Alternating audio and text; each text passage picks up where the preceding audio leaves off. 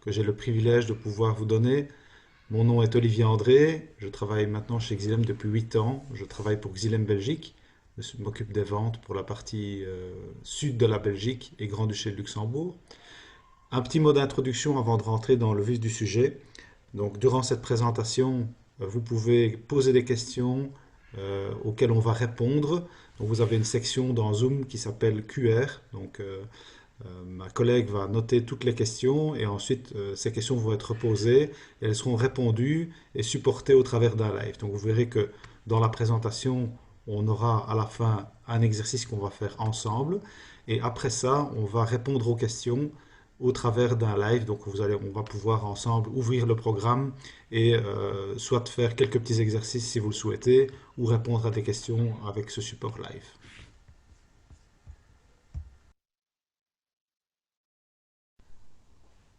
À l'agenda de la formation, donc d'abord on va commencer par l'introduction, les possibilités de recherche détaillées, on va voir comment on peut configurer un produit, on va voir comment on peut l'analyser, aussi les possibilités de recherche dans la gamme de produits plus large Xylem, la partie projet qu'on va discuter ensemble aussi.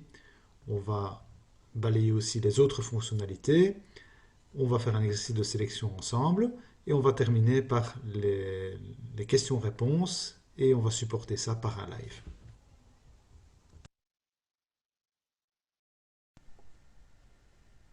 Au niveau de ce programme, donc c'est un programme qui se trouve sur une plateforme web, ça va permettre d'avoir aussi du partage, de l'interactivité avec vos clients, vos bureaux d'études. Et donc cette version web, elle est disponible sur le www.xylect.com.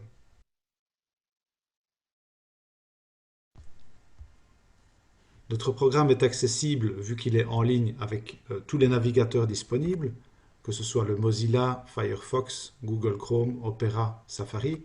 Vous pouvez utiliser vos tablettes, vos smartphones, que ce soit sur iOS ou sur Android, mais quand même, un petit conseil, utilisez plutôt un Google Chrome ou un Opera parce qu'ils sont d'exécution beaucoup plus rapides.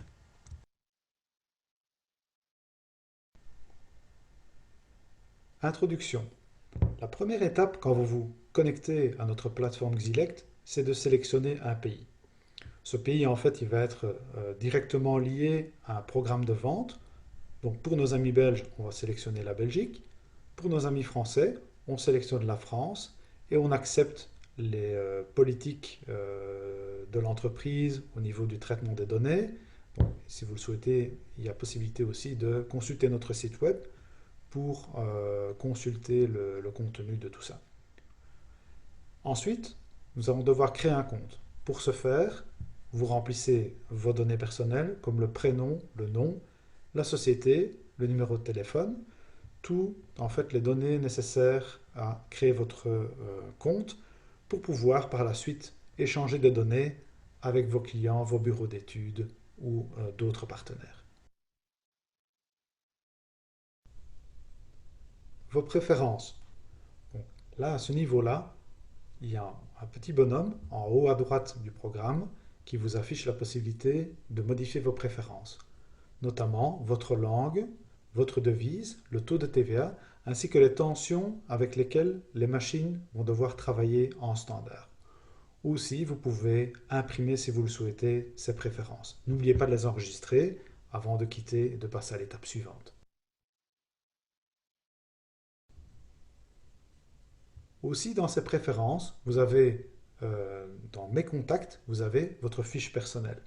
C'est encore, en fait, votre client va voir à chaque envoi de sélection. Donc, ça va reprendre vos données personnelles, nom, prénom, vos adresses mail, téléphone. Et si vous avez la possibilité aussi de choisir un logo pour pouvoir égayer un petit peu cette présentation. Aussi, vous pouvez, dans ces préférences, modifier votre mot de passe si vous le souhaitez. Après avoir rempli ces préférences, nous avons un second onglet qui est l'onglet Unité. Lorsque vous cliquez sur cet onglet Unité, il y a une fenêtre qui apparaît avec les différentes unités de débit, de vitesse, température, viscosité, hauteur, etc. Toutes ces préférences peuvent être modifiées à souhait certains clients travaillent en litres par seconde, eh bien c'est là qu'il va falloir modifier dans la liste déroulante débit. Vous choisissez litres par seconde. La puissance, est-ce qu'on travaille avec des kilowatts ou avec d'autres unités? Ensuite, n'oubliez pas de sauvegarder ces paramètres, sinon ils ne seront pas pris en compte dans le programme ni sauvegardés sous votre profil. Ensuite, nous avons les possibilités de recherche détaillées qu'on va examiner ensemble sur la première partie gauche de notre programme que vous voyez en étape 9. Dans cette étape, nous allons pouvoir examiner la possibilité de recherche détaillée. Donc en image, c'est vraiment la première partie où vous voyez indiqué recherche qui nous intéresse. Cette partie elle est composée de deux champs. Donc la première partie qui est le champ recherche. Et ensuite vous avez la possibilité d'accéder à un calcul de perte de charge. Et c'est ce qu'on voit en étape 11. Cette étape 11, ce que je vous propose, c'est de vraiment la détailler tout à l'heure lors d'un exercice, qu'on puisse voir ensemble comment on peut introduire et calculer ces pertes de charge ensemble. Dans cette recherche détaillée, on a un premier onglet qui s'appelle le nom, le modèle, dans lequel vous avez en fait une liste déroulante qui va apparaître au fur et à mesure que vous allez taper. Par exemple, ici on a un produit pompage eau usée qui se situe dans la gamme 3000, qui est la N3127. Dès que vous allez commencer à taper cette description produit, il va déjà vous proposer une liste déroulante dans laquelle vous allez pouvoir choisir. Une fois que cette ligne est sélectionnée, vous allez le voir apparaître donc, dans l'étape 13 au niveau du nom ou du modèle et vous pouvez rechercher comme ça un type de pompe. Ça va vous permettre d'avoir un accès en fait très facile et très aisé à de la documentation, à des détails, à des dessins, à des prescriptions techniques. Une fois que vous avez sélectionné votre produit, le programme vous montre le résultat. Ce résultat, il peut être examiné au travers d'une courbe, de dessins, détails, documents et supports et spécifications consultants. C'est ce que vous allez retrouver comme onglet en bas du programme.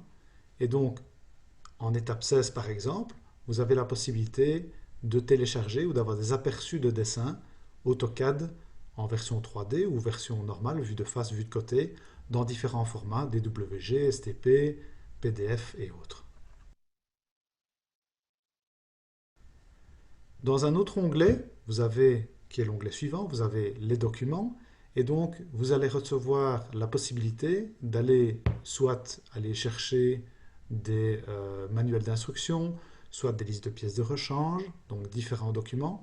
Ces documents, vous allez pouvoir les imprimer, les examiner, les sauvegarder comme bon vous semble. Aussi, on a un onglet spécifications consultants qui va être dédié principalement au bureau d'études, qui vont permettre en fait de télécharger des documents Word qui vont pouvoir après être implémentés éventuellement dans des cahiers des charges ou des descriptifs pour différents projets. Le document de prescription, c'est le document qu'on voit ici en étape 19, qui est un document Word, qui va reprendre tous les détails concernant le produit qu'on a sélectionné ensemble. Ces détails vont pouvoir être éventuellement copiés-collés sur un document de prescription pour l'établissement d'un cahier des charges ou d'autres descriptifs plus simples. En étape 20, qui est l'onglet Life Cycle Cost que vous voyez en bas à droite à côté de spécifications consultants, ce qu'on vient d'examiner ensemble en étape 19, on a la possibilité d'avoir un Life Cycle Cost pour établir ce Life Cycle Cost qui est en fait le coût de cycle de vie d'un produit. Donc on va estimer sur court, moyen et long terme quelle est l'efficacité et la valeur de ce produit. Pour ce faire, vous allez devoir introduire l'achat initial, le montant initial d'achat de votre machine, mais aussi les coûts d'installation, les coûts de maintenance, les coûts énergétiques, les coûts éventuellement aussi de decommissioning. Tout ça va permettre au programme de calculer ce Life Cycle Cost.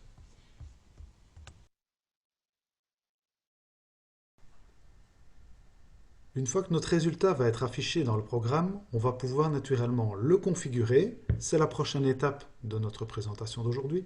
C'est comment on va configurer un produit. Donc dans ce produit, vous avez la possibilité, en cliquant sur l'onglet Configurer, donc c'est le deuxième onglet en partant de la gauche sur votre programme, juste à côté de Résultats. Et cet onglet va nous permettre notamment de déterminer si cette pompe doit être, par exemple, ATEX, si elle doit résister à une température plus élevée. On va pouvoir aussi afficher les différentes courbes. Et ensuite, on va pouvoir, dans une étape juste après l'étape 21, on va pouvoir déterminer le type d'installation.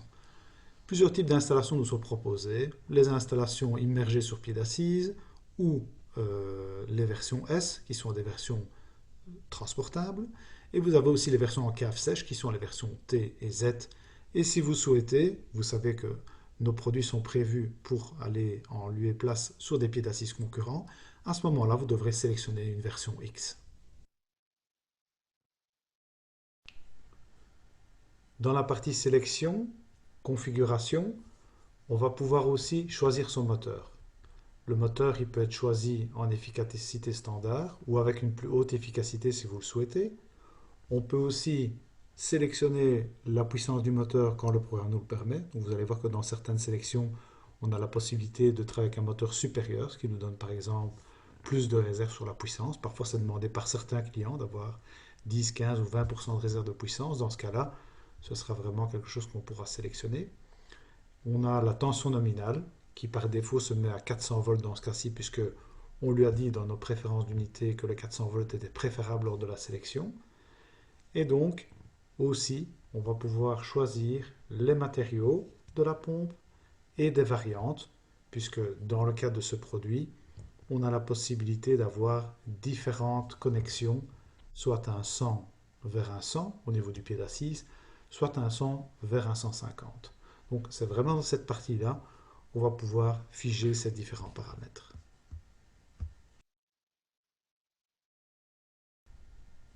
Analyse d'un produit. Donc au niveau de cette analyse, on va retrouver différents onglets. Le premier onglet qu'on va retrouver, c'est l'onglet Diagramme. Ensuite, on va avoir un onglet Dirty Point Style, Point de fonctionnement, variation de vitesse, adapter la vitesse, fluide et garantie de résultat. Au niveau de ce premier onglet, au niveau du diagramme, ça c'est une partie du programme qui va vous permettre d'afficher ou de ne pas afficher un certain nombre de paramètres comme les valeurs de NPSH, la vitesse, la puissance à l'arbre, la puissance absorbée, le NPSH, la vitesse variable et bien d'autres. Je vous invite à vraiment parcourir ces différentes options et de, entre guillemets, jouer avec le programme pour pouvoir vraiment avoir le résultat que vous souhaitez. Au niveau du point de fonctionnement, on peut en fait le marquer de façon différente, soit avec un point triangulaire, un point rectangulaire, une ligne horizontale. Ça, c'est à vous de voir en fonction de vos préférences et de confirmer que ça correspond vraiment à ce que vous souhaitez.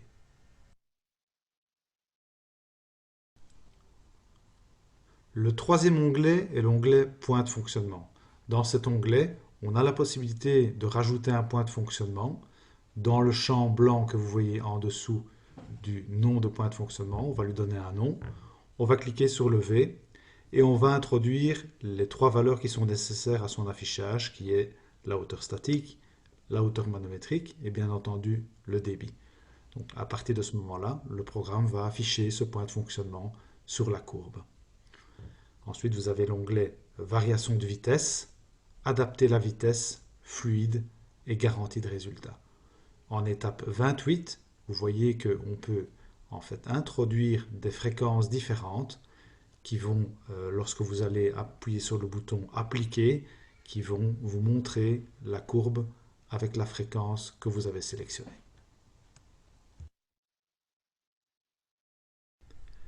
On peut aussi travailler sur le fluide et dire au programme avec quel fluide on travaille. Est-ce qu'il s'agit d'une eau claire? Est-ce qu'il s'agit d'une eau usée? Est-ce qu'il s'agit de boue ou d'un autre fluide dont les caractéristiques peuvent être introduites?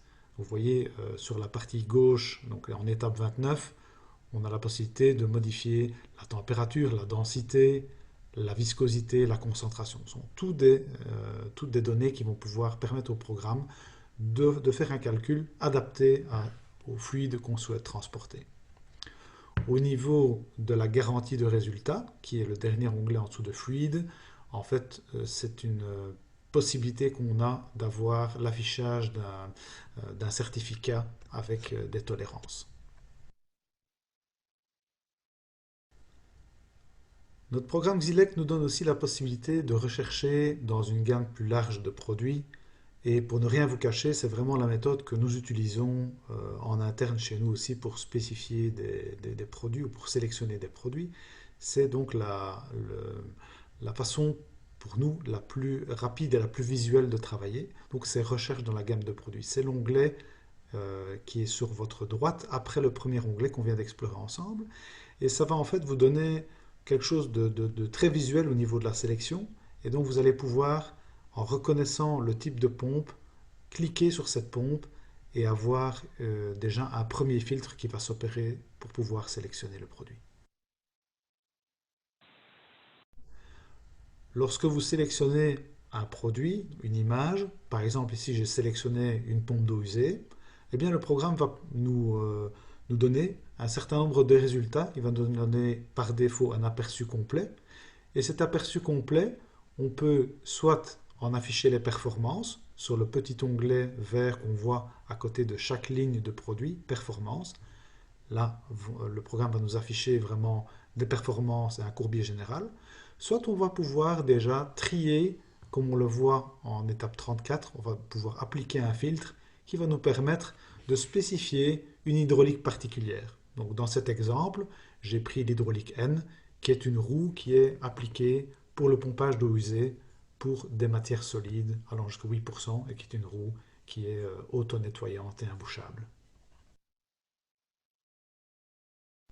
Lorsqu'on a appliqué ce filtre, nous devrons donc indiquer au programme quelles sont les performances qu'on souhaite. Donc pour ce faire, vous aurez besoin en fait de minimum deux données. La première étant le débit, qu'on appellera Q, et le H, qui est en fait la hauteur manométrique totale, ou l'HMT. Cet HMT, c'est donc notre hauteur statique, plus les paires de charges qui vont être observées, notamment dans les tuyauteries et les accessoires de refoulement, mais aussi à l'aspiration. Au niveau des résultats de recherche qu'on va obtenir sur base de ces données, un certain nombre de résultats vont être proposés par le programme et donc ces résultats ils devront être interprétés. Sur base de ces résultats que le programme va nous donner, on a la possibilité de demander au programme d'afficher la courbe ou les courbes des différents produits qu'on a sélectionnés. C'est ce que vous voyez en étape 37. Ça nous donne déjà une bonne idée de où on se trouve par rapport à la courbe. Donc ça peut aussi nous permettre d'avoir une vision rapide sur le produit le plus efficace et dont la durée va être la plus intéressante. En étape 38, on va pouvoir trier verticalement, ce qui va nous permettre d'appliquer les points les plus importants pour vous. Est-ce que c'est la puissance? Est-ce que c'est le rendement ou l'énergie spécifique? De façon générale, nous, chez Xylem, on sélectionne ou on trie nos produits par puissance nominale pour garder un rapport qualité-prix sous contrôle.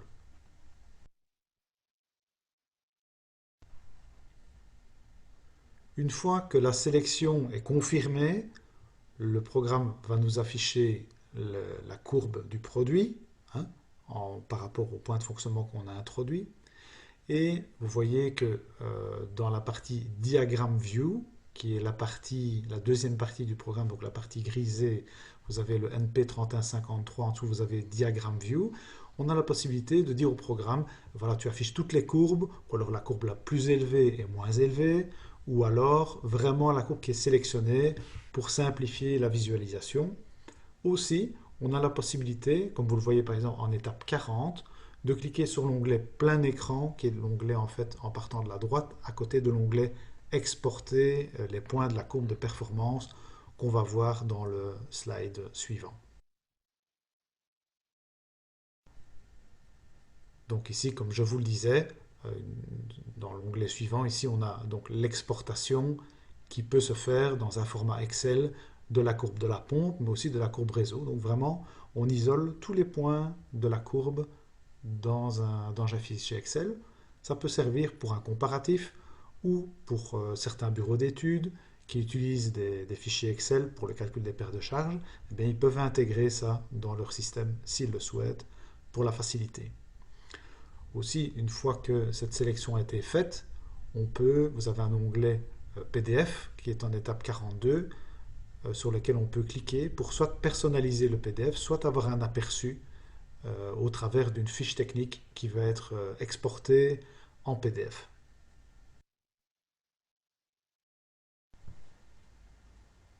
Donc voici en étape 43 le document PDF qui est la fiche technique complète de votre sélection qui s'affiche à l'écran.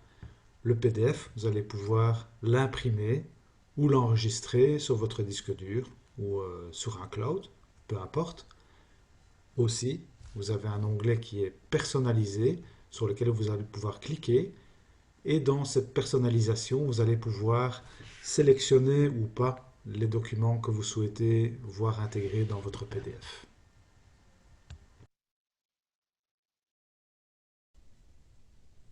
Le programme nous permet aussi de gérer une partie projet. Pour ce faire, il faudra donc créer un projet et ajouter des produits. À la fin de chaque sélection, vous avez la possibilité d'ajouter le produit à un projet ou d'enregistrer le produit à un projet. Donc c'est un onglet que vous allez retrouver en partie supérieure du programme qui va nous permettre à la fin de chaque sélection de pouvoir enregistrer votre travail. Une fois que vous avez ajouté ou décidé d'enregistrer un produit, il y a un onglet qui va apparaître, donc c'est l'étape 45 qu'on voit ici dans ce slide, qui est Save to Project. Dans cette étape, le programme va vous demander soit sur quel projet on va devoir sauvegarder ou enregistrer ce produit. Donc vous avez une liste déroulante que vous pouvez utiliser pour sélectionner votre projet et ensuite cliquer sur Ajouter. Dans le cas contraire, si le projet n'existe pas encore, vous devez créer un nouveau projet, donc lui donner un nom. Et donc, on va faire une double étape, on va créer et ajouter directement ce produit. Et donc, vous allez pouvoir voir, c'est ce qu'on voit ici en étape 46, le contenu d'un projet dans une page séparée. Dans la partie projet, outre l'onglet produit, on a un onglet résumé des coûts. Alors, à quoi il sert cet onglet? Il sert d'une part à donner une nouvelle dénomination, si on le souhaite, à notre pompe 3153. C'est ce qu'on voit ici dans l'onglet bloc 1. Vous pouvez remplacer par exemple par station de pompage d'entrée ou station de pompage 1 ou 2 ou pompe de recirculation par exemple. Aussi, vous pouvez introduire des prix bruts, des remises et donc des prix nets, avoir un nom de projet, mettre un délai de paiement, mettre aussi un délai de livraison, éventuellement des commentaires. C'est une partie qui est dédiée, je dirais, plus à des revendeurs ou des grossistes pour leur permettre de faire des offres personnalisées à partir de Xilect. Une fois que ce projet est finalisé et éventuellement avoir rempli des prix, vous pouvez partager ce projet avec une autre personne, un collègue, un bureau d'études, un client final. Et donc pour ce faire, vous devrez remplir le champ adresse électronique en indiquant votre adresse email et en cliquant sur partager le projet. Ensuite, il faudra simplement définir les permissions de chacun. Est-ce qu'on donne la permission uniquement de lire ou lire et écrire?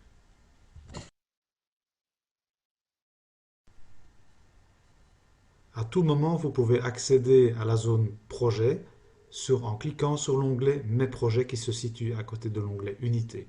Lorsque vous cliquez sur cet onglet, vont apparaître la liste avec tous vos projets.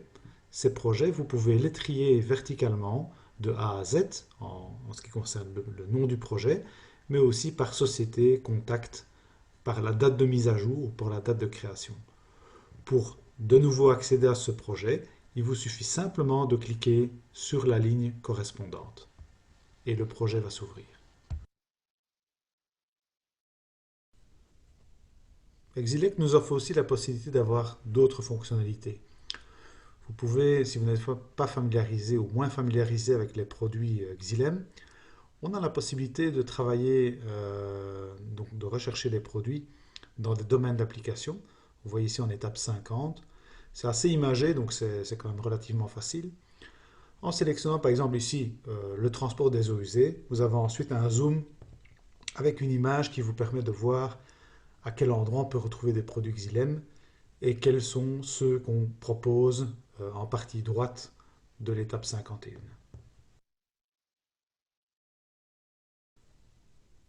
Aussi, vous avez la possibilité, si vous avez des anciens produits Xylem à rechercher, vous avez la possibilité dans la partie archives de retrouver ces anciens produits et d'avoir, si vous le souhaitez, des sélections avec des nouveaux produits. Aussi, on peut retrouver des anciens documents, des manuels, des pièces aussi des listes de pièces de rechange sur ces produits-là en question.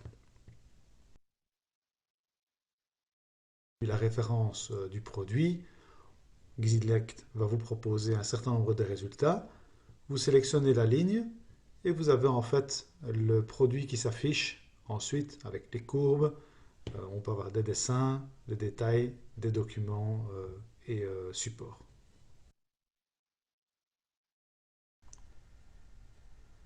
Comme autre fonctionnalité, Xylect vous propose aussi de remplacer une autre marque. Donc pour ce faire, vous avez l'onglet Produits de remplacement, une liste déroulante dans laquelle vous sélectionnez la marque à remplacer par un produit Xylem et vous pouvez donc franchir les différentes étapes pour pouvoir avoir une proposition de produit de remplacement.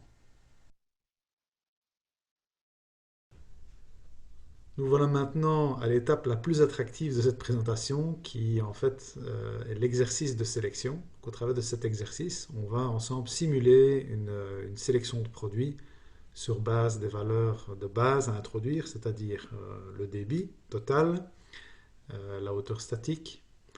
Vous voyez qu'au niveau de cet onglet, il va falloir précédemment partir d'un onglet recherche pour pouvoir arriver en fait à cette sélection. Donc, dans la partie droite, vous allez retrouver le débit, la hauteur manométrique totale, la hauteur géo ou la hauteur statique. Vous allez retrouver aussi le type d'installation. Est-ce qu'on est sur une pompe seule ou des pompes en parallèle? Restons simples pour aujourd'hui. Je vous propose qu'on fasse une sélection sur une pompe seule. Une formation plus spécifique peut être proposée sur demande pour les personnes qui souhaitent aller dans une version plus avancée de Xylect avec des pompages en parallèle notamment. Vous voyez que au-dessus du débit total HMT hauteur Géo, vous avez un onglet qui s'appelle Calcul de perte de charge sur lequel on cliquera pour pouvoir les estimer.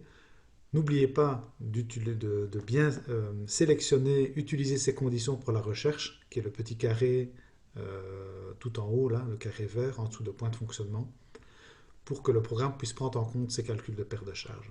Par contre, des deux données qu'il vous faut absolument, c'est le débit et la hauteur statique. Une fois qu'on a cette valeur-là, on peut cliquer sur perte de charge, qui va nous emmener au slide suivant. Lorsqu'on a cliqué sur cet onglet, ce tableau va apparaître, celui que vous voyez en étape 57 qui est le calcul des pertes de charge. Et donc là, plusieurs onglets, d'ailleurs des onglets récapitulatifs qui concernent le type d'installation, savoir si on est sur une pompe seule, pompe en parallèle, nombre de pompes. Vous voyez que le programme a repris directement le débit et la hauteur géo ou la hauteur statique. À ça, on va devoir rajouter toutes les frictions qui vont se faire au niveau des tuyauteries, aspiration, refoulement, tous les accessoires qu'on va rajouter, que ce soit les coudes, les pieds d'assise, les Y, les vannes, les débitmètres, tout ça va avoir une friction. Tout ça va devoir être introduit dans le programme.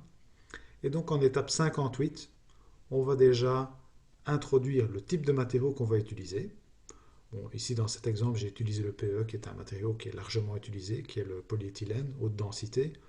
Mais d'autres matériaux peuvent être utilisés, comme l'acier inoxydable, la fonte, que sais-je, le PVC. Donc, c'est vraiment à cet endroit-là que vous allez l'indiquer.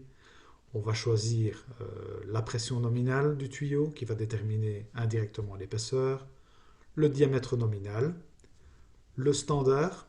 Je vous conseillerais d'utiliser pour l'eau usée un standard eau usée qui va en fait adapter la rugosité dans le cas présent à 0,25 pour le polyéthylène haute densité. Donc vous voyez ici en étape 59 que cette étape ben, elle va être déterminante, c'est-à-dire qu'on va nourrir le programme, on va introduire la longueur de la tuyauterie. Hein, vous voyez tout à l'heure, je vous parlais, enfin dans le slide précédent, je vous parlais du coefficient 0,25 et la rugosité. Il y a notamment un petit guide qui va afficher les valeurs minimum, moyenne et maximum pour chaque matériau. Donc là, vous pouvez encore adapter votre indice de rugosité. Si vous désirez modifier l'une ou l'autre valeur, que ce soit en rugosité ou en diamètre intérieur, vous pouvez le faire en outre de ce qui est déjà proposé dans le programme. Vous pouvez rajouter les pieds d'assise, les coudes, tous les accessoires que vous souhaitez. Vous pouvez éventuellement, pour plus de clarté, effacer certaines lignes ou rajouter de la robinetterie, des coudes à 45 degrés, que sais-je. Une fois que tout ça est effectué, en cliquant sur PDF, donc l'onglet en bas à gauche entre Annuler et OK, si vous cliquez là-dessus, le programme va vous donner un résumé des calculs que vous allez pouvoir sauvegarder et imprimer. Qu'est-ce qu'il va reprendre, ce résumé? Il va reprendre le débit, la hauteur statique, la hauteur manométrique totale, les vitesses aussi qui sont très importantes en eau usée. Petit rappel pour l'eau usée, en tuyauterie verticale, on essaye de rester entre 1,5 et 2 mètres par seconde. Et en horizontal, on essaye quand même d'excéder le mètre par seconde. Tout dépend en fait d'un client à l'autre. Mais bon, le 0,7 qu'on retrouve en théorie est à prendre vraiment avec du recul parce que, évidemment, plus on a des profils longs, plus ce facteur de vitesse est important et déterminant pour l'autocurage de votre tuyauterie, par exemple.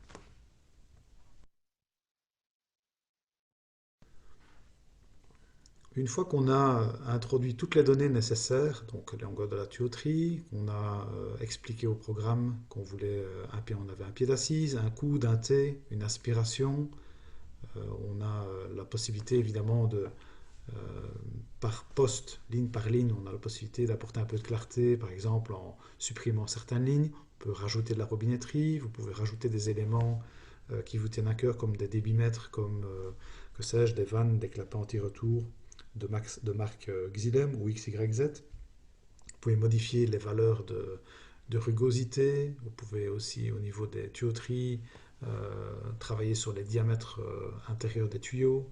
Vous pouvez rajouter des longueurs de tuyaux avec différents matériaux, différents diamètres. Une fois que tout ça est fait, vous devez confirmer et dire au programme OK, j'ai introduit toutes les données et on clique sur OK. Et à partir de ce moment-là, vous retournez en fait sur l'écran précédent et vous vérifiez que toutes vos données sont bien exactes. Donc le débit, la hauteur manométrique totale, la hauteur statique, il s'agit bien d'une pompe seule. Et là, on peut dire au programme OK, tu me donnes un résultat.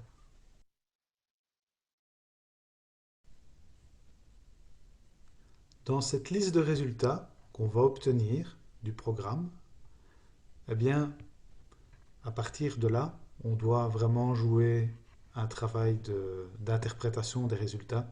C'est-à-dire que, comme je vous l'ai expliqué précédemment, on va trier suivant l'importance qu'on accorde à la puissance, au diamètre, au NPSH, au coût énergétique. Et aussi, on va veiller à ce que cette sélection, elle soit appropriée. C'est-à-dire que le but, que le point de fonctionnement soit vraiment le plus proche possible du rendement idéal, qui va donner non seulement un coût énergétique intéressant, mais qui va aussi donner une durée de vie de la pompe très longue, comme on le souhaite tous et toutes.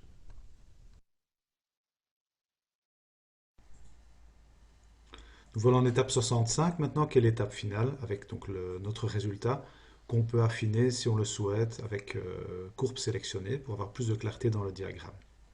Voilà. Ce que je vous propose maintenant, c'est de laisser place aux questions et aux réponses qu'on peut supporter aussi avec un live si vous le souhaitez.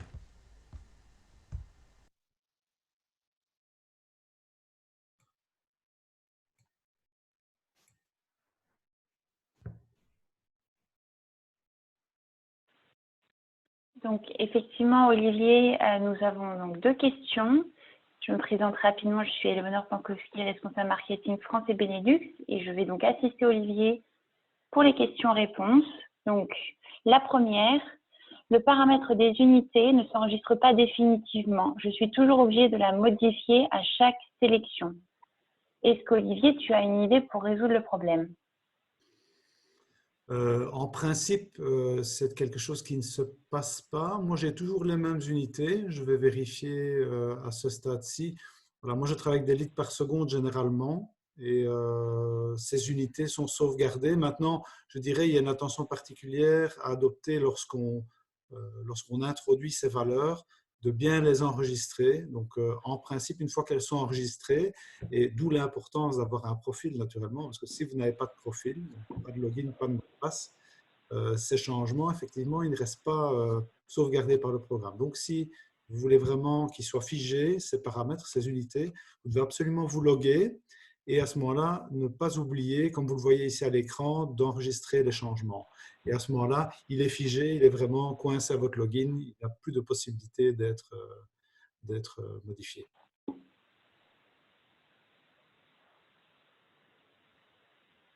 Ok, merci Olivier pour cette réponse.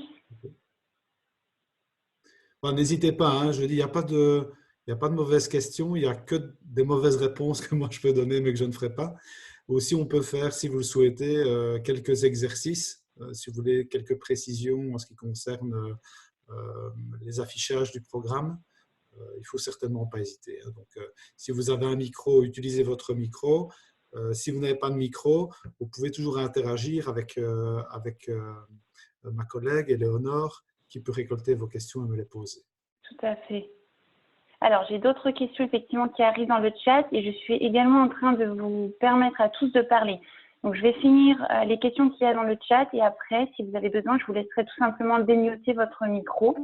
Donc, les prochaines questions que nous avons. Peut-on avoir un exemple de perte de charge sur un réseau simple dans le logiciel? Oui, bien sûr. Vous pouvez rester en mute, s'il vous plaît. Vas-y, Olivier, je pense que c'est bon. Voilà. Je ne sais pas, l'exemple, vous souhaitez qu'on fasse un petit exemple de perte de charge? C'est ça que vous souhaitez? Ou alors est-ce qu'il y a un cas concret qu'on peut examiner? La personne qui a posé la question. Alors, c'est Monsieur Pardon. Monsieur Pardon, vous pouvez parler si vous le souhaitez. Bonjour, vous m'entendez? Bonjour, monsieur. Oui. Tout à fait. Donc, c'était simplement pour montrer de façon plus pédagogique la simulation d'une perte de charge sur un cas très simple. Vous l'avez passé très rapidement, mais nous, on est bureau d'études et c'est vraiment un des enjeux très importants selon la configuration et l'implantation du site.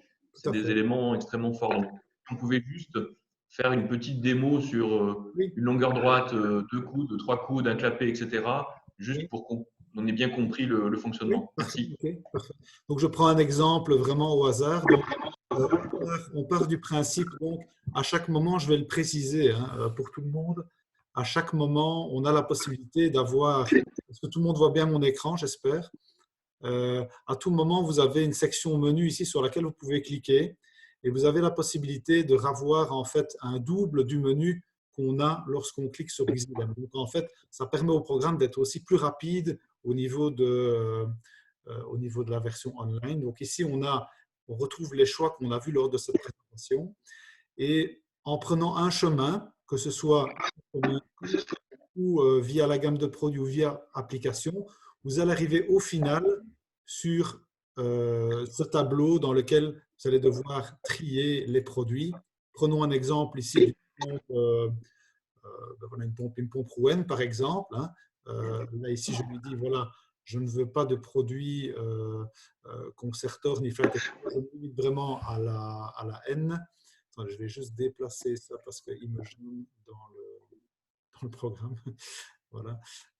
Je vais donc insérer un point de fonctionnement. Bon, moi, je travaille en litres par seconde, mais peut-être que vous travaillez en mètres cubes heure.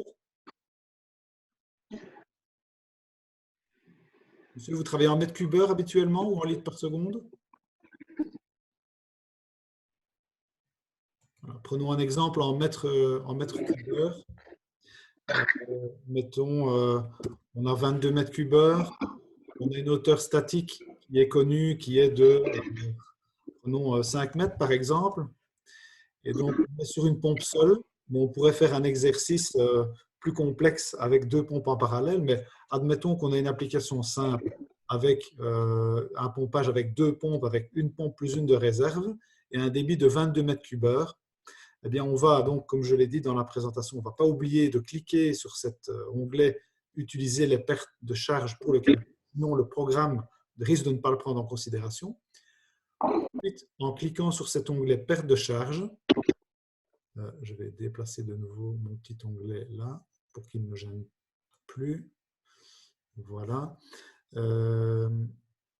Donc, c'est une installation submersible. Vous voyez qu'ici, il reprend déjà notre hauteur statique de 5 mètres. Et là, je vais choisir un matériau.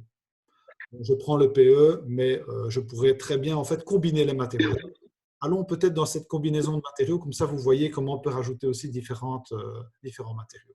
Prenons par exemple dans la station de pompage un acier inoxydable, PN10, avec un diamètre, et déjà à ce niveau-ci, en tant que bureau d'études, la question à se poser, c'est, donc je choisis un facteur eau usée, c'est est-ce que la vitesse va être bonne? Est-ce que mon diamètre est bien choisi? Et ça, je dirais, si vous souhaitez guider là-dedans, je sais qu'il y a un certain nombre de documentations qui sont prévues au niveau de la France. Là, il faudrait coupler ça avec un petit peu de théorie. Mais donc, comme je l'ai dit, dans les parties verticales, on essaye de garder une vitesse entre 1,5 et 2 mètres par seconde pour différentes raisons. D'abord, pour garder comment dirais-je, un bon fonctionnement au niveau des clapets. Il faut que le clapet ait suffisamment de pression pour pouvoir travailler correctement, travailler assez vite, limiter les coups de bélier notamment. Donc, on voit ici qu'en choisissant un DN80, j'ai une vitesse qui est un petit peu limite, je dirais. L'idéal, ce serait d'arriver vers une vitesse de 1,5. Pour ce faire, il y a 2 possibilités. Soit on décide d'augmenter le débit, soit on décide de diminuer la section. Soit on décide d'augmenter l'épaisseur de la tuyauterie. Dans ce cas-ci, j'aurais tendance à dire que le diamètre 80, c'est un bon diamètre parce qu'on n'a pas encore fait des inspections vidéo là-dessus. En dessous de diamètre 80, c'est plus compliqué et tout dépend de la longueur de tuyauterie qu'on va choisir. Si on a une tuyauterie qui est longue, on va préférer un diamètre plus important. Si on a une tuyauterie qui est plus petite, on pourrait partir sur un diamètre 65 par exemple, si on a 10 mètres de tuyauterie. Prenons quand même une longueur qui nous donne un peu de challenge. Prenons une longueur de 50 mètres. Et essayons de mettre un petit peu de vitesse à tout ça. Voilà. Vous voyez que plus que probablement ici, j'aurais tendance à augmenter légèrement le débit pour arriver à ces vitesses préférentielles. Voyons ce que ça donne. On va encore ajouter un tout petit peu. Donc, en tant que bureau d'études, ce n'est pas facile parce que parfois un bâtiment vous demande quelques mètres cubes heure, mais vous avez une longue tuyauterie. Donc, il y a le risque d'avoir du bouchage dans votre tuyauterie, pas dans votre pompe, mais dans votre tuyauterie. Dans ce cas-là, je dirais, il est peut-être préférentiel de travailler par batch, donc par volume tampon, qu'on envoie dans la tuyauterie, mais on se protège aussi au niveau de la station, en mettant par exemple des fonds profilés, comme les fonds top, ou alors des fonds bétonnés avec des angles propices pour éviter la sédimentation. Vous voyez, on a tendance ici à augmenter légèrement le débit pour adapter cette vitesse, mais ça, c'est un petit exercice à faire. Voilà, 1,492, c'est très bien.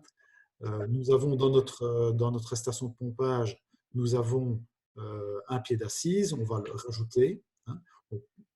On peut aussi modifier l'indice, mais l'indice ici il est prévu pour nos pieds d'assise. Nous avons quoi? Nous avons par exemple, ici c'est très imagé, donc c'est facile de s'y retrouver. On a un coude à 90 degrés. Si on a un système à 2 pompes, il faudra prévoir un capacité. Et nous avons un clapet anti-retour, par exemple. Ensuite, une fois qu'on quitte, donc on a, pardon, ici, on est dans la station, donc on va avoir, mettons, 4 mètres de tuyauterie. On est toujours dans la station. Et après, on peut rajouter, par exemple, un autre matériau. On pourrait, par exemple, imaginer de mettre un polyéthylène haute densité par la suite, avec 50 mètres de longueur. On aurait un SDR 17 ou un SDR 11 avec un diamètre de 90, voire Mais c'est toujours une question d'équilibre au niveau des vitesses. Je dirais qu'un 110, un 110, au niveau de la vitesse, 0,9, c'est un peu léger. J'essaierai d'aller au-delà du mètre par seconde. Dans tous les cas, je partirai ici, par exemple, sur un DN90 et je pourrais mettre un PN10, vu qu'on n'a pas énormément de pression et il est moins cher aussi à l'achat. Au niveau de la rugosité, donc, le diamètre 110, oui, il faut que je le resélectionne du coup, puisque j'ai changé la pression nominale. Voilà. Et là, en fait, j'aurai peut-être des coudes, 3, 4, 5 coudes, que sais-je, mettons-en 4, et nous aurons une sortie au final. Donc, pour récapituler, qu'avons-nous? Nous avons une tuyauterie en acier inoxydable dans la station et ensuite on part en PE sur une longueur de 50 mètres.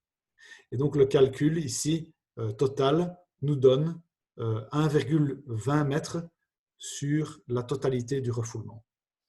On a la possibilité de demander au programme d'afficher un PDF de nos calculs qu'on peut sauvegarder, que vous voyez ici apparaître à l'écran, avec les détails de notre calcul, c'est-à-dire avec la conduite de refoulement, comment dirais-je, dans la station, et la conduite en dehors de la station avec des vitesses qui sont différentes.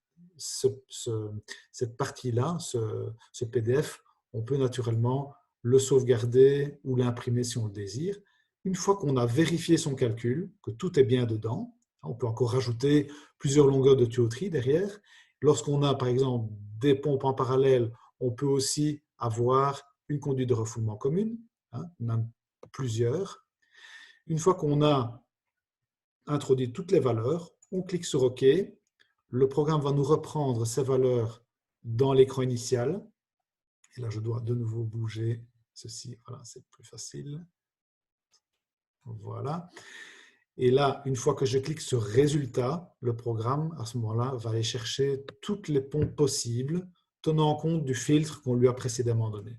Il va nous donner aussi des attentions, des points d'attention. Il va nous dire, par exemple, ici, plus que probablement, il y a quelque chose qui ne va pas fonctionner avec ces sélections-là. Et en standard, ce que nous faisons, c'est que nous trions par la puissance nominale pour pouvoir garder un rapport qualité-prix correct. Notamment ici, le coût énergétique, c'est de plus en plus important pour la plupart de nos clients. Vous pouvez voir ici, ça vous donne une idée du life cycle cost, donc du coût de fonctionnement de la machine. Ensuite, ce qu'on va devoir faire, c'est interpréter les différents résultats, ligne par ligne. Et là, c'est vraiment un travail d'examen pour voir où on se trouve sur la courbe. Donc, ici, par exemple, on a une pompe 3085.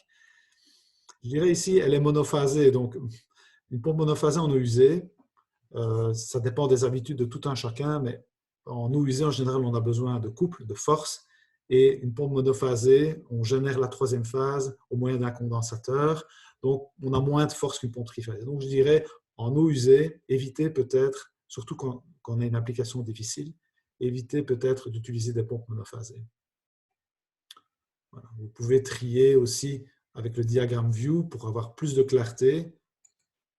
C'est toujours préférable de sélectionner uniquement la courbe, comme ça on n'a pas tout ce qui vient nous gêner, puisque comme vous le savez, les pompes comme celle-ci, on a 4-5 courbes différentes. Donc ici, je dirais, ce n'est pas une mauvaise pompe, mais le programme nous dit quand même qu'on a une différence de 4,3% par rapport au point qu'on recherche. Mais voilà, est-ce que le client peut vivre avec? Est-ce que c'est acceptable? Ça, c'est une question qu'il faut se poser. Deuxième sélection qui est possible, c'est une 3085 qui nous donne même un petit peu plus que ce qu'on a demandé, qui nous donne 8% de plus. Donc ces deux sélections, je dirais, sont bonnes.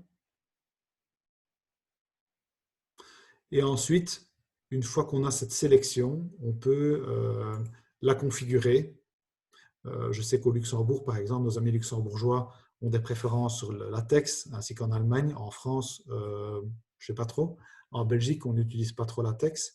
Est-ce qu'on a un média spécifique avec plus de température? On peut aussi demander au programme de nous montrer la courbe supérieure ou la courbe inférieure par rapport à la sélection qu'on est en train d'opérer. la méthode d'installation. Est-ce qu'on est sur un pied d'assise ou les différents types d'installations que j'ai décrits tout à l'heure, ou est-ce qu'on remplace une pompe concurrente? Le plus possible, naturellement. Est-ce qu'on a du sable, des abrasifs qui nécessitent peut-être l'utilisation d'une fonte au chrome? Ça nous donne aussi une durée de vie plus élevée. Et vous voyez, au niveau du moteur, on a la possibilité, suite à cette analyse, vous voyez qu'ici, on a un point qui nous demande 1 kW, on a un moteur de 1,3. Donc, si on fait un calcul rapide, on a quand même plus de 20% de réserve. Donc là, c'est très bien. Maintenant, si on avait un point à 1,1 à 1,2 et qu'on était un tout petit peu limite en réserve de puissance, eh bien, on a la possibilité ici, dans cet onglet, de pouvoir sélectionner un moteur plus gros. Vous n'avez pas toujours cette possibilité, mais dans la majeure partie des cas, vous avez la possibilité de le faire. La tension, vous voyez qu'il y a un paquet de choix possibles au niveau de la tension. Généralement, c'est 400 volts ou 230 volts, mais vous avez la possibilité d'aller sur d'autres tensions. Les matériaux, quand c'est possible au niveau de la pompe, d'en avoir des différents, et des variantes. Vous voyez ici, par exemple, on a un pied d'assise, soit de 80, soit de 80 vers 100. Donc, si vous avez, par exemple, une tuyauterie qui démarre en 100 après la pompe, une fois qu'on a travaillé sur la partie configuration, on a la fiche technique qui peut être générée à partir de l'aperçu. Et là, vous allez retrouver cette fameuse fiche qu'on vous envoie lorsqu'on fait des sélections ou des cotations. On utilise en fait le même programme en interne que vous. Vous voyez qu'ici, on va avoir 7 pages qui vont donner une description sur le type de pompe, qui va nous donner aussi notamment les tours par minute, diamètre à l'aspiration au refoulement, les matériaux qu'on a choisis. Ça va reprendre la personne qui a créé le projet, si on l'enregistre dans un projet. D'ailleurs, je vais faire un petit aparté pour montrer comment on met cette pompe dans un projet. Vous avez les spécifications techniques au niveau du moteur, classe H, etc. Vous avez les données techniques au niveau du moteur. Vous avez le point de fonctionnement en vitesse fixe, avec chaque fois les valeurs de NPSH, les puissances à lave, les puissances absorbées, le rendement total et le rendement hydraulique. Et le programme vous donne toujours un aperçu du fonctionnement en vitesse variable. Ça va vous permettre, si vous appliquez cette pompe ou si vous faites fonctionner ou piloter cette pompe au moyen d'un variateur, vous savez à quelle fréquence vous allez pouvoir travailler. Alors, ce cas-ci est un cas qui est intéressant dans le sens où, selon vous, est-ce qu'on peut utiliser toutes les fréquences? Quand vous posez la question, tiens, monsieur le pompiste, jusqu'à quelle fréquence peut-on descendre avec notre machine? Dans ce cas-ci, c'est un cas d'étude très intéressant dans le sens où le point de fonctionnement, c'est en fait le point d'intersection entre la courbe réseau qu'on trace au moyen de la hauteur statique avec les paires de charge et la courbe qui, elle, est fixe au niveau de la pompe. Et donc, ce point de fonctionnement, il va toujours rester sur cette courbe réseau. Alors, si un jour vous avez la réponse d'un fabricant qui vous dit la fréquence minimum c'est 30 Hz, alors là, vous pouvez raccrocher parce que ce n'est pas la bonne réponse. Dans ce cas-ci, la fréquence minimum c'est 40 Hz et les fréquences 30 et 35 Hz ne sont pas atteignables. Pourquoi? Parce qu'il n'y a pas de point d'intersection avec votre courbe réseau. En pratique, comment ça va se transmettre? C'est que vous allez monter votre variateur, 30, 35, il n'y a rien qui va sortir. Ce n'est qu'à partir de, je dirais, 37, 38 Hz qu'on va commencer à avoir un débit qui va sortir au niveau de la pompe. Vous avez toujours un petit résumé ici qui vous reprend en fonction du point de fonctionnement, quelle est l'énergie spécifique qu'on va avoir et les puissances consommées, etc. Vous voyez ici, on a le programme nous empêche de faire des erreurs, c'est-à-dire qu'il va empêcher l'affichage de données à 35 ou 35, à 30 ou 35 Hz, vu qu'on ne peut pas y arriver. Donc, il va nous protéger aussi contre les erreurs. À 40 Hz, vous voyez qu'on aura ce débit qui va commencer pour arriver à 45 Hz à 14 et 25,8 à 50. Le programme nous donne aussi à la fin un dessin technique avec poids de la pompe et poids du pied d'assise. Donc, il vous donne déjà un aperçu clair pour votre installation.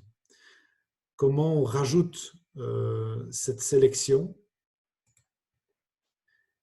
dans un projet? C'est que vous voyez ici, vous avez enregistré dans un projet. Une fois que vous cliquez, donc vous avez fini votre sélection, une fois que vous cliquez sur enregistrer dans un projet, on va arriver dans cette section que je vous ai expliquée dans la présentation qui est Save to Project, qui va vous permettre d'ajouter à un projet existant ou alors de créer, comme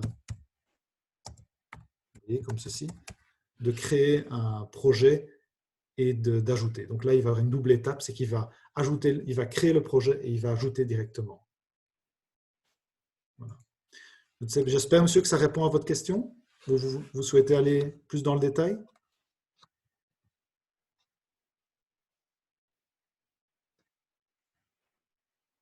Je pense que tu as répondu à la question. Oui. On en a encore quelques-unes.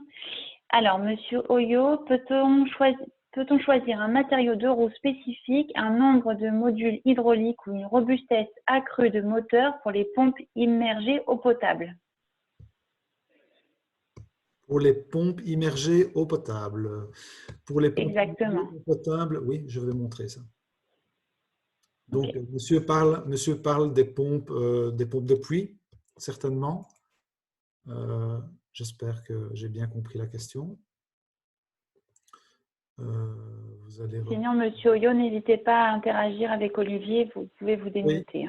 Oui. Je pense que monsieur parle des pompes de forage.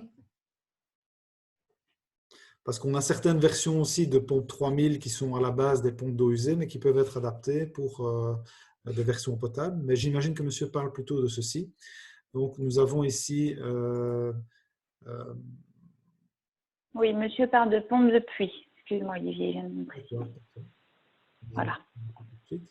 Donc là, la façon la plus simple, vu qu'on n'a pas de point de fonctionnement, donc soit monsieur me donne un point de fonctionnement et on peut faire une sélection, et à ce moment-là, on peut configurer cette pompe, soit on peut directement rentrer le modèle de pompe par ce moyen-ci. Donc, dans l'onglet Recherche, en tapant le nom du modèle, on peut accéder directement au produit. Voilà. Là, j'en ai choisi un au hasard.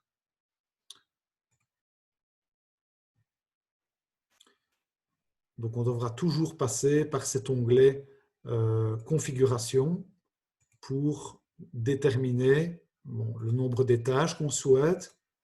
Là, ici, dans ce type de produit-là, on va pouvoir choisir une pompe avec ou sans moteur. Ce moteur, on va pouvoir en choisir les matériaux, comme vous le voyez, monsieur. J'espère que ça répond à votre question. Vous avez de l'inox 304 pour cette pompe-là. En particulier, vous avez l'inox 316 et vous avez le 904 qui sont proposés, donc au niveau des matériaux du moteur.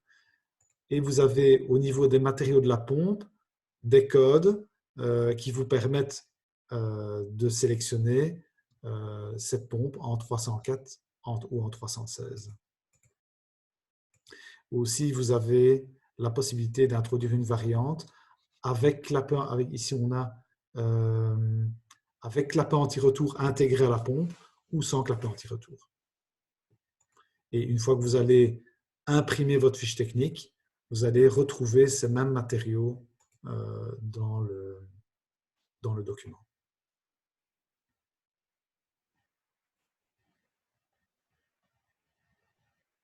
Voilà. Donc ici, on a sélectionné du 304. Vous retrouvez aussi le 304 partout dans le document. En fonction d'un produit à l'autre ou l'autre, vous allez trouver une présentation qui peut parfois légèrement différer. Reprenant toujours le poids, l'encombrement au niveau de cette pompe. Voilà. Ça répond à votre question, monsieur? Oui, monsieur vient de me confirmer que ça répond à la question. Parfait. Nous allons passer à la prochaine. N'hésitez pas à vous rapprocher de vos contacts locaux. Ou de moi si vous le souhaitez. Donc, nous avons la question de monsieur Exelio maintenant.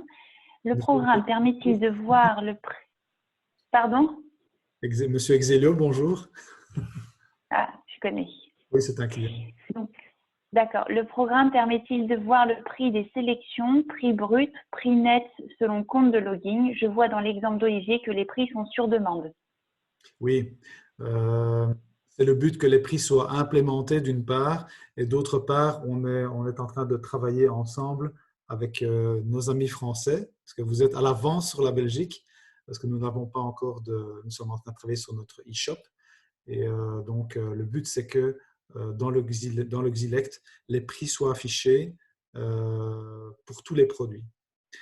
Maintenant, pour les produits Loara, je sais que je commence à voir des produits sur lesquels apparaissent des prix, donc notamment les ESV, les EMP, les immergés, je n'ai pas encore essayé. Bon, c'est un programme qui est vivant, hein, donc tous les mois, il y a une mise à jour, et donc je commence à voir des prix en Loara. Donc, si les questions sont posées par rapport à la gamme Flight, j'espère que c'est quelque chose qui va arriver dans les prochaines mises à jour. Et ça, je peux me renseigner auprès des concepteurs. Par contre, quelque chose qui est affiché pour tous les produits, c'est cette notion de consommation énergétique. Voilà, ce n'est pas une aide par rapport au prix brut, mais en attendant, nous avons des listes de prix bruts que nous pouvons transmettre et des conditions commerciales. Mais nous aussi, on espère que dans le futur, c'est quelque chose qui va encore s'améliorer. Merci Olivier.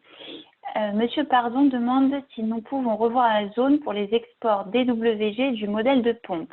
Oui. Est-ce que monsieur a un type de pompe particulier? Est-ce qu'il s'agit de... Ou je prends un exemple? Je prends un exemple d'un exemple qui me vient en tête, vu qu'on vient de le voir.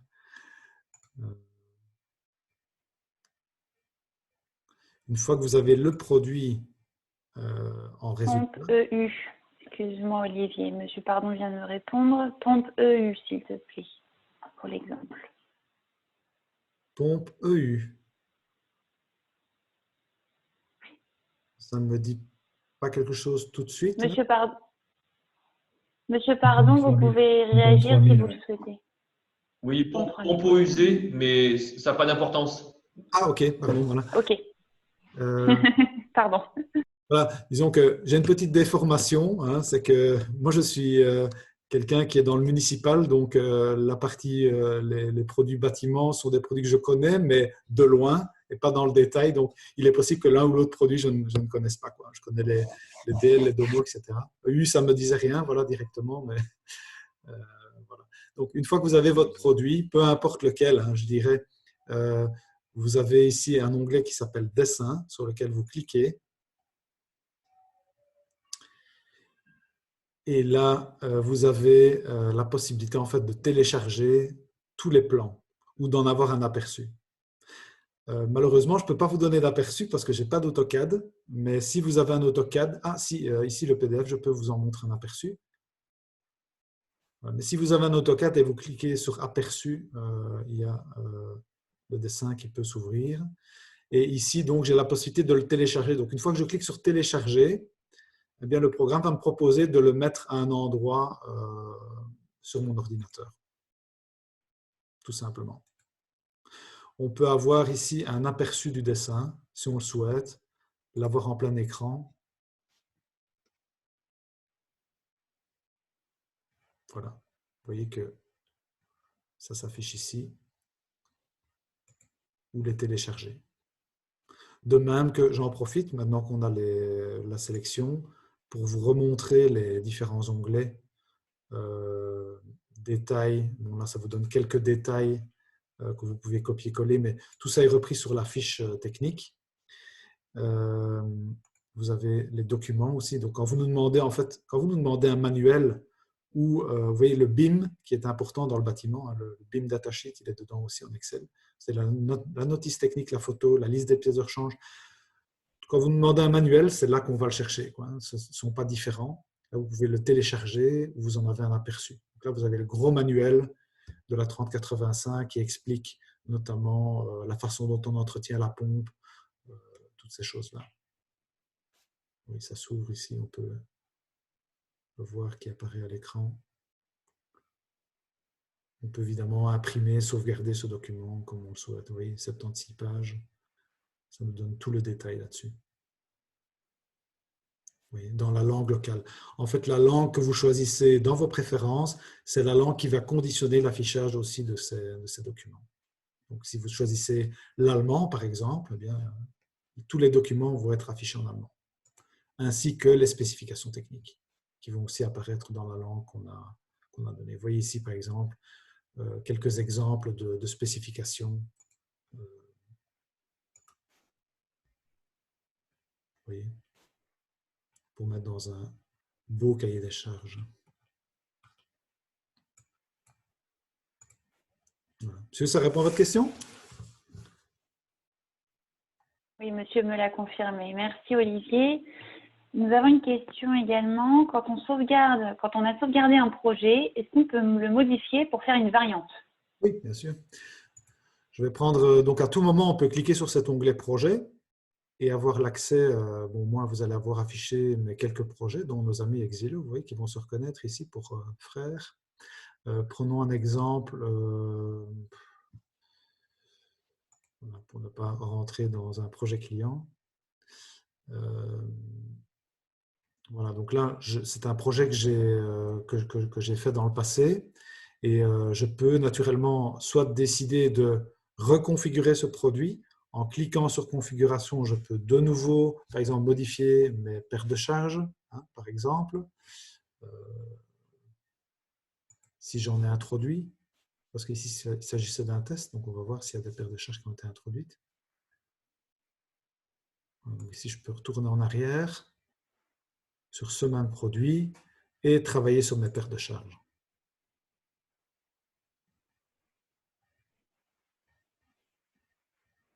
Voilà. Bon, ici, bon, je n'avais pas introduit grand-chose, mais si vous avez introduit des paires de charges, on peut donc les modifier et de nouveau resélectionner un nouveau produit. Ça, c'est possible.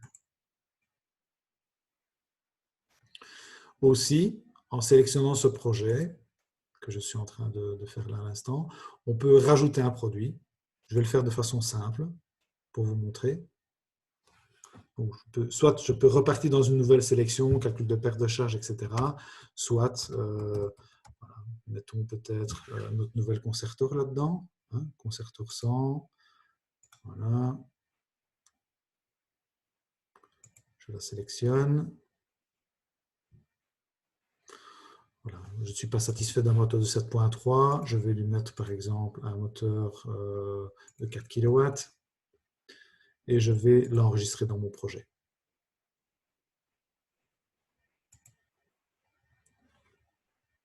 Comme ceci.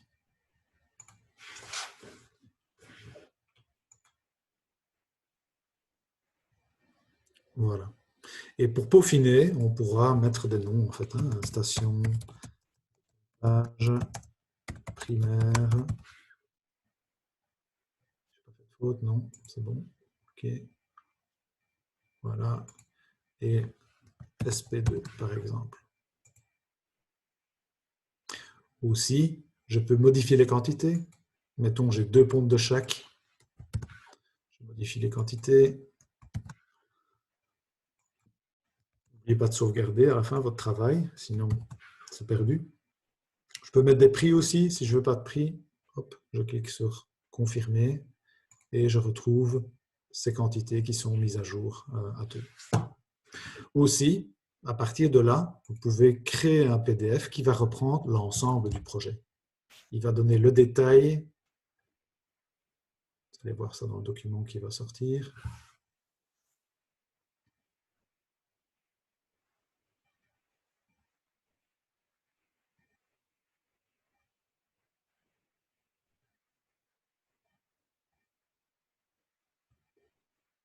Voilà. Ici, vu qu'on n'a pas fait de calcul de perte de charge, il ne nous donne pas de détails. Mais si on fait un calcul de perte de charge, il va nous détailler débit, hauteur, etc. dans ce document.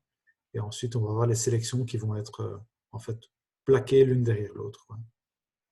Ça, c'est la première pompe qu'on a sélectionnée. Et ça, c'est notre concertor qu'on vient d'ajouter. À partir de là, télécharger, imprimer ce que vous voulez, personnalisé. Voilà. J'espère Du coup, Olivier, que ça répond. oui, pardon.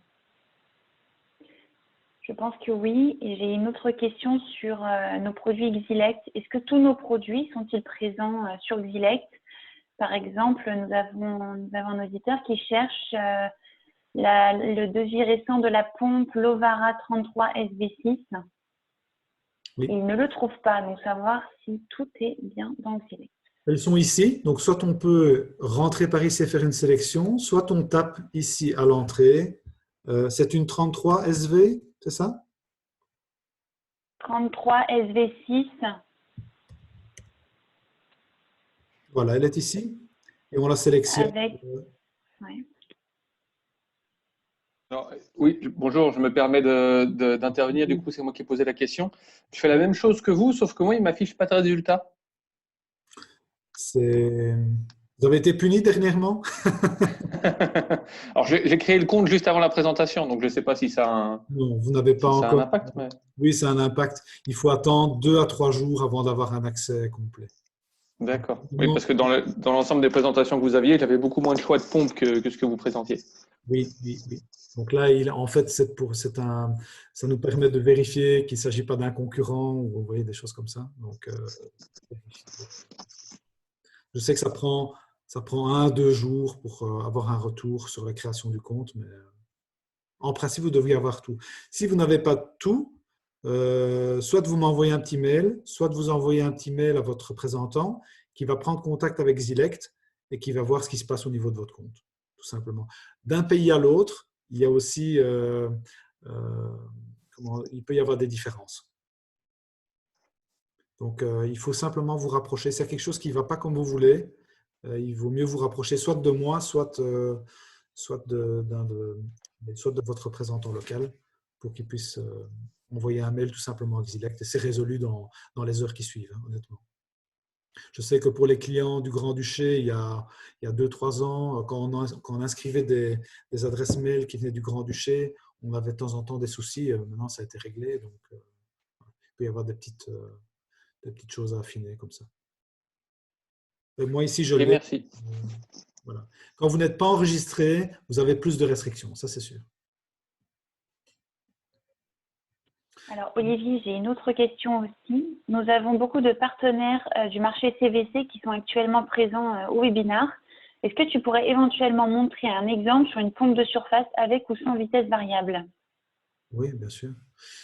Merci.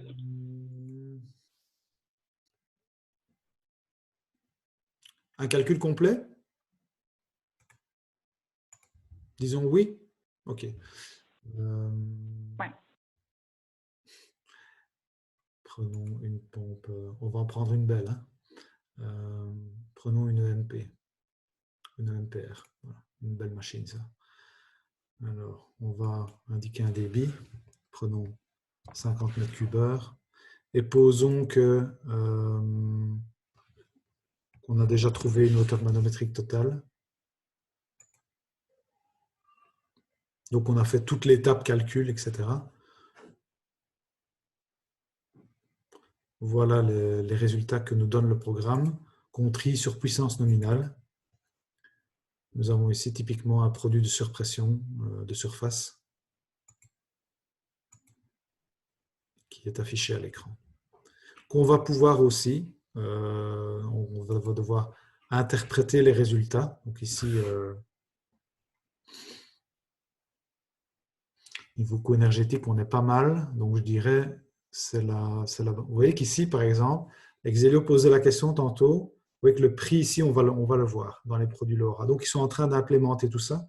Et je pense aussi que le délai, la notion de délai va être aussi affichée. Vous voyez qu'on a la possibilité aussi de voir les courbes. Mais moi, ça me semble un peu plus compliqué pour faire une belle sélection.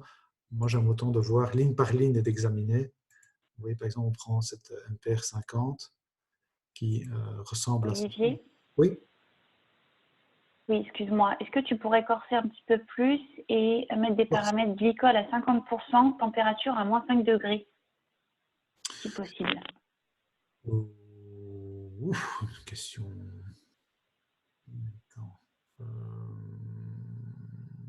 je ne le fais pas souvent, donc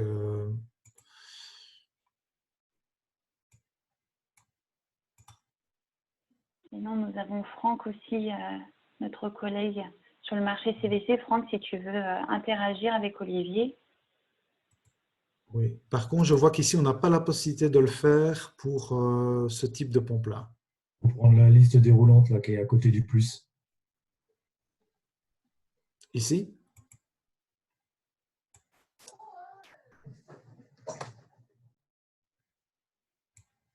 Qu'est-ce que vous recherchez, monsieur, de là?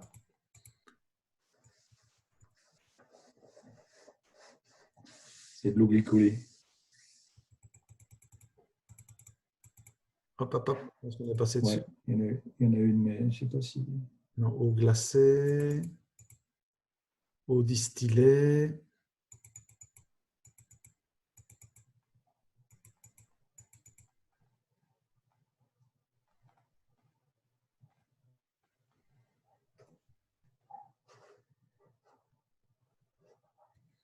Olivier m'entend plus. Je l'ai raté? Eau eau iodée, eau glacée.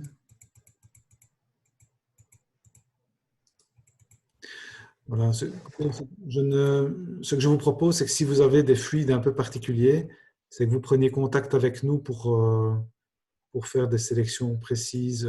Je ne suis, moi, pas trop familiarisé avec ces fluides-là, plutôt mes collègues de l'industrie, mais j'imagine qu'il y a possibilité. Est-ce qu'on peut se rapprocher de vous, monsieur, dans un stade ultérieur pour vous aider là-dessus? Oui, on va faire ça. Voilà, je ne suis pas très familiarisé avec l'eau glycolée. En général, ce qu'on fait, c'est qu'on utilise un programme séparé qui est le CREST, qui nous permet de vérifier surtout la compatibilité au niveau des matériaux, puisque au-delà de la puissance qui est nécessaire, on a aussi les joints, les garnitures qui peuvent souffrir éventuellement si on a des fluides qui ne sont pas appropriés. Donc là, on utilise un programme séparé pour faire ça. On n'utilise personnellement pas directement Xylect pour faire ça. Mais je peux me rapprocher de mon collègue, de ma collègue de l'industrie qui peut faire une petite conférence peut-être privée avec vous pour vous expliquer comment ça fonctionne. Si c'est bon pour vous. Ok, Olivier, on va voir ça, effectivement. Bonne idée. Donc, Encore quelques petites de ton côté, Léonore, questions. que monsieur puisse avoir réponse à sa question. Oui, oui, j'ai pris note, t'inquiète pas. Ouais. Super. Alors, nous avons encore une question. Donc, si nous avons une panne de pompe que l'on n'a pas sur notre parc, pour pouvoir la remplacer rapidement, est-ce qu'on peut facilement trouver les correspondances de pompe qui pourraient donc la remplacer via Xylect? Oui, tout à fait. En allant sur l'écran principal, vous avez une archive anciens produits sur laquelle vous pouvez taper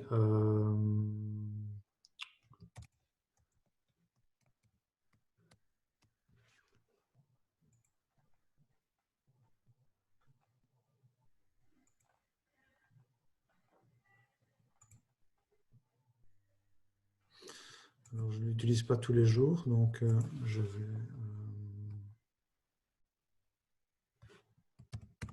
Il faut taper 3152 simplement.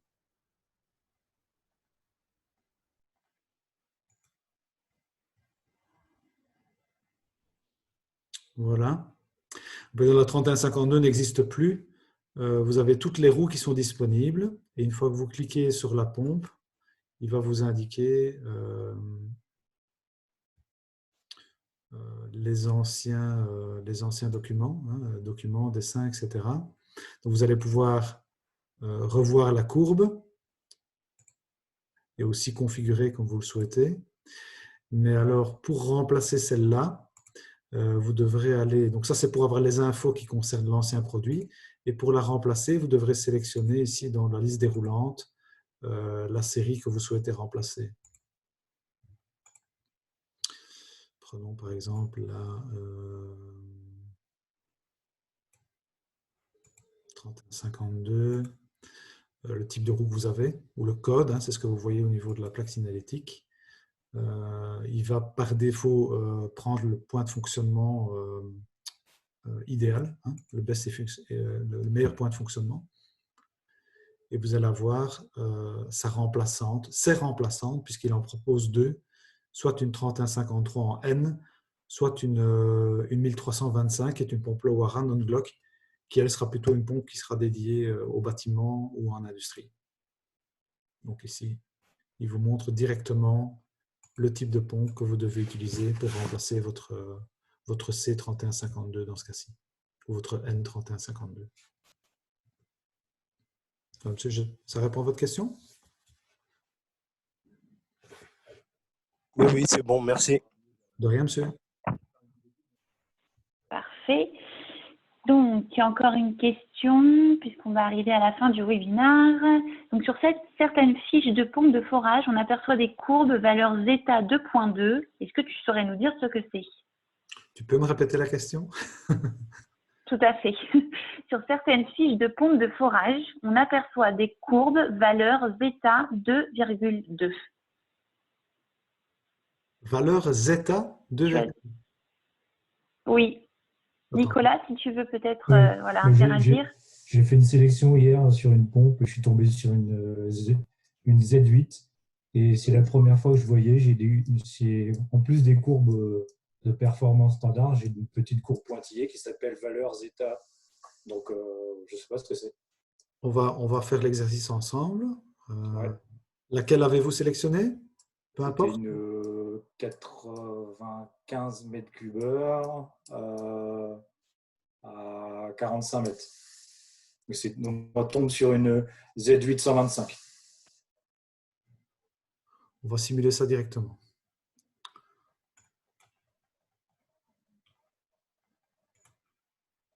« 85 mètres cubes, monsieur ? 95.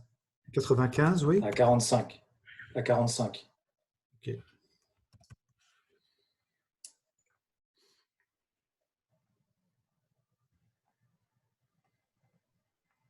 Donc, c'est la deuxième ligne. Vous avez sélectionné cette pompe-là. La deuxième ligne. Non, parce qu'en fait, il y avait une hauteur géométrique, mais c'est pas très bon. J'ai sélectionné celle-ci. Ouais.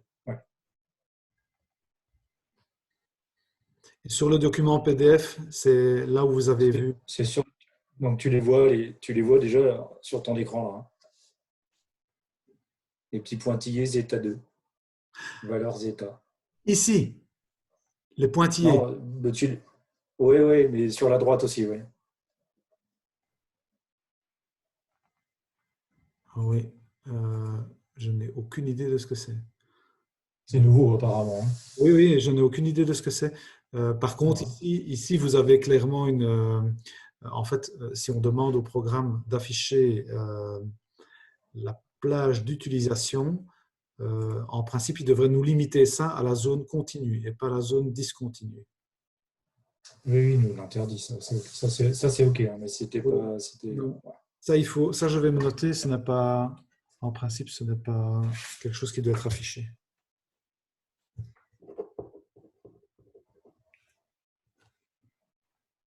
Comme vous, je n'ai pas encore vu cette valeur s'afficher. Je vais me renseigner, monsieur, et je vais vous donner du retour. Léonore, tu veux bien noter le nom de monsieur, qu'on puisse lui donner un retour rapide sur Oui, c'est fait. Pas de souci. Léonore. Donc, nous n'avons plus de questions et nous sommes dans les délais pour clôturer le webinaire. S'il y a encore une petite dernière question, vous pouvez tout à fait vous démuter et nous la poser. N'hésitez pas. Hein. Mais voilà, bon, nous avons répondu à tout à peu près. OK. Je crois que tu en as d'autres qui se rajoutent, non? Je vois qu'il y a deux questions restantes. Une ou deux questions restantes. On y a répondu, Olivier, t'inquiète pas. Ouais. Ok, parfait. Bon. Voilà. Donc, je tenais à te remercier aussi, Eleonore, pour ta gestion des questions-réponses, qui était impeccable, comme toujours. Avec plaisir. Et je te laisse expliquer à nos clients un petit aparté sur le WhatsApp, parce que c'est quand même intéressant et important d'en parler. Oui, tout à fait. Donc, je vous prends les 5 petites dernières minutes pour vous présenter notre programme Waterdrop si vous ne le connaissez pas déjà. Donc, comme vous le savez, chez Xylem, On met vraiment un point d'honneur à créer une valeur sociale pour aider les populations dans le monde entier, les populations qui en ont le plus besoin. Et en fait, c'est de là qu'est né notre programme Waterdrop, qui est finalement l'extension de Xylem Watermark, qui est notre programme d'investissement social et de citoyenneté d'entreprise. Et en fait, Waterdrop est tout simplement une application que vous pouvez télécharger sur iOS et Android. Et cette application vous permet de scanner des QR codes qui sont présents sur tous nos supports. Si Olivier, tu peux peut-être montrer, vous le voyez sur la slide ici présente, vous avez un beau QR code à scanner. Donc, une fois que vous avez téléchargé cette application Xylem Waterdrop. Et ce QR code, en fait, vous permet de collecter des gouttes d'eau. Et derrière ces gouttes d'eau, c'est un vrai engagement de Xylem qui se passe, c'est-à-dire que pour chaque goutte collectée, Xylem va s'engager à verser 10 litres d'eau propre par jour aux communautés dans le besoin. Donc ça, c'est un premier point. Donc, chaque goutte collectée, eh bien, vous avez un impact aussi pour aider ces populations. Et dans un second temps, les 3 personnes qui auront collecté le plus de gouttes d'eau à la fin de l'année. Donc, pas cette année-là, puisque vu que du contexte, on pense que le voyage sera compromis. Mais pour l'année prochaine, voilà, les trois premières personnes qui auront scanné le plus de gouttes d'eau auront la chance de partir essentiellement au Cambodge pour construire des châteaux d'eau, comme vous le voyez sur la photo, pour aider les populations locales. Donc, quand vous recevrez la présentation avec le mail de remerciement de ce webinaire, n'hésitez pas à télécharger l'application et scanner votre première goutte. Vous en trouverez un petit peu partout sur tous nos supports. Donc, quand vous participez à un webinaire, quand vous téléchargez une brochure, sur nos emailing, quand on pourra se retrouver à nouveau autour d'événements également. Donc, voilà, c'est d'autant de façons de faire un impact pour ces populations. Et on a besoin de vous pour ça. Voilà, merci à vous et merci Olivier de m'avoir laissé l'opportunité de présenter le programme. Okay. Et il nous reste à vous remercier tous et toutes pour votre participation et on aura très certainement l'occasion de se recontacter ensemble pour d'autres webinaires. Donc je vous souhaite à tous et tous une excellente continuation et prenez soin de vous et de vos proches. Merci à vous deux. Merci. Merci, au revoir. Merci.